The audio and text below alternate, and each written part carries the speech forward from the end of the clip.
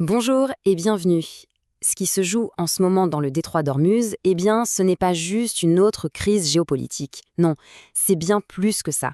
C'est en fait la preuve la plus brutale sans doute de la fragilité de tout notre système économique mondial. Alors ce qu'on va faire, c'est décortiquer ça ensemble pour bien comprendre tous les enjeux.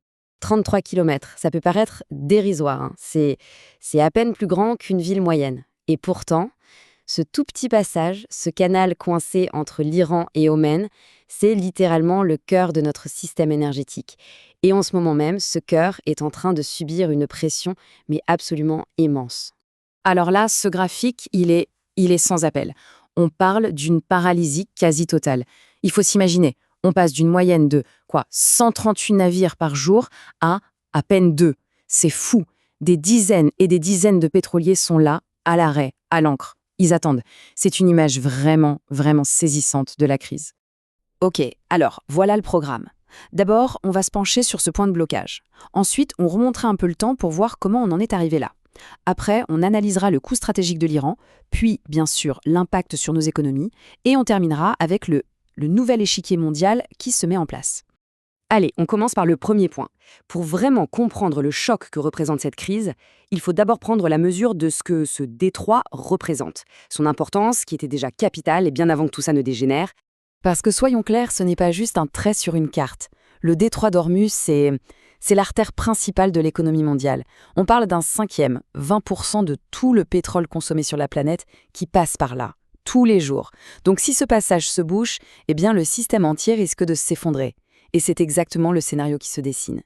Alors, une crise comme ça, évidemment, ça n'arrive pas du jour au lendemain. C'est le résultat d'une longue série de tensions, de mauvaises décisions et surtout d'échecs diplomatiques. Allez, on va remonter un peu le fil pour comprendre l'enchaînement des faits. Tout s'accélère en 2025. On a d'abord un conflit aérien, puis le coup de grâce, l'échec des pourparlers sur le nucléaire à Genève. Et là, c'est classique, quand la diplomatie ne marche plus, les armes parlent. Début 2026, les États-Unis lancent ce qu'ils appellent une campagne de pression maximale. Le but, asphyxier l'Iran économiquement. À partir de là, la confrontation directe n'était plus qu'une question de temps et elle a eu lieu le 28 février. L'opération Epic Fury. C'est vraiment ça l'étincelle, des frappes coordonnées menées par les États-Unis et Israël qui ont touché le régime iranien en plein cœur, en tuant le guide suprême Ali Khamenei. Et la suite, ce n'est pas du tout ce qui était attendu. Pas de retour au calme, non, une riposte très bien calculée, là où ça fait le plus mal, pour tout le monde. Et c'est là qu'on touche au cœur du sujet, la réponse iranienne. Il faut vraiment bien la comprendre, parce que ce n'est pas du tout une réaction à chaud, désorganisée. Bien au contraire, c'est une manœuvre d'une grande finesse stratégique. L'idée, ce n'est pas de semer le chaos, c'est de prendre le contrôle. Regardez bien, cette comparaison, elle est essentielle. La plupart des experts pensaient que l'Iran allait simplement miner le détroit, une sorte de fermeture totale, aveugle. Mais non, Téhéran a fait un choix beaucoup plus intelligent. Les missiles. Pourquoi ?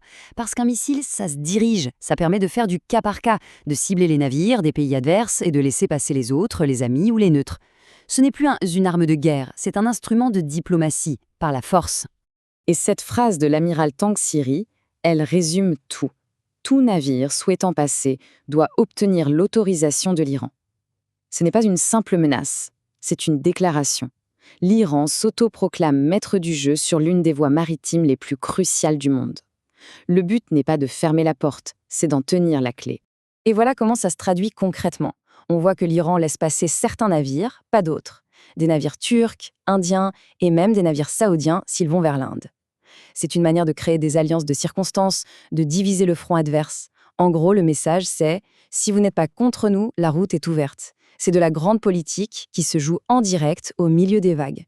Bon, maintenant, la question qui fâche. Quelles sont les conséquences de tout ça pour le reste du monde ? Parce qu'un conflit dans le Golfe, ça ne reste jamais juste un conflit local. C'est une onde de choc qui part du détroit et qui finit, et oui, dans les rayons des supermarchés. Regardez ces chiffres. Ils sont vertigineux. En quelques jours à peine, le prix du baril de Brent s'est littéralement envolé, de 71 $ à plus de 114 $. C'est une augmentation massive. Et ça, ce n'est pas juste un indicateur pour les traders. Non, c'est le tout début d'un tsunami économique mondial. Et alors, comment ça marche, cette propagation ? C'est une réaction en chaîne, en fait, assez simple. 1. Le détroit est paralysé. 2. Le prix du pétrole explose. 3, le coût des transports augmente pour absolument tout ce qui est transporté. Et 4, à la fin de la chaîne, ce sont les prix à la consommation qui grimpent en flèche. Voilà le lien très direct entre un missile tiré dans le Golfe et le ticket de caisse à la fin des courses. Et quand on entend des mots pareils, il faut vraiment s'inquiéter. Cela conduirait les économies du monde à la faillite. Ce n'est pas n'importe qui dit ça, c'est le ministre de l'énergie du Qatar, un allié très proche des États-Unis, un géant du secteur de l'énergie. Quand quelqu'un comme lui tire la sonnette d'alarme de cette façon, c'est qu'on est au bord du précipice.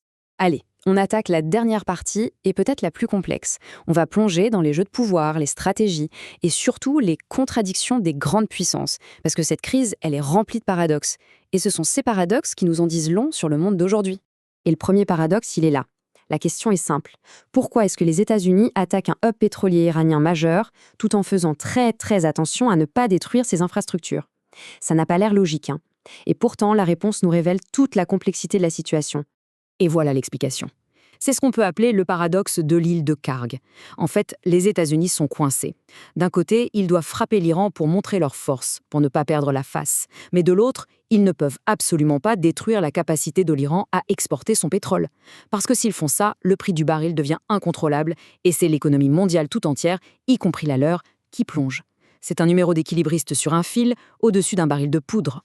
Et pendant que sur le terrain ça tire, en coulisses, ça discute. C'est toujours comme ça. Officiellement à l'ONU, on condamne l'Iran. Mais officieusement, les États-Unis et la Russie, pourtant adversaires, se parlent. Ils essayent de trouver un moyen de calmer le jeu sur les marchés de l'énergie. Pendant ce temps, à Téhéran, le nouveau guide suprême ne lâche rien. Ça montre bien que même en plein conflit, les intérêts économiques sont si forts qu'ils forcent tout le monde à garder un canal de discussion ouvert. Et tout ça nous laisse avec une question fondamentale pour notre époque. Dans un monde aussi interconnecté, où frapper son ennemi, c'est aussi se frapper soi-même économiquement, ça veut dire quoi, gagner? Qu'est-ce qu'une victoire, au fond? Cette crise d'Ormuz, c'est bien plus qu'une histoire de pétrolier. C'est une leçon brutale sur la nouvelle nature des conflits. Et c'est une question qui, pour l'instant, reste grande ouverte.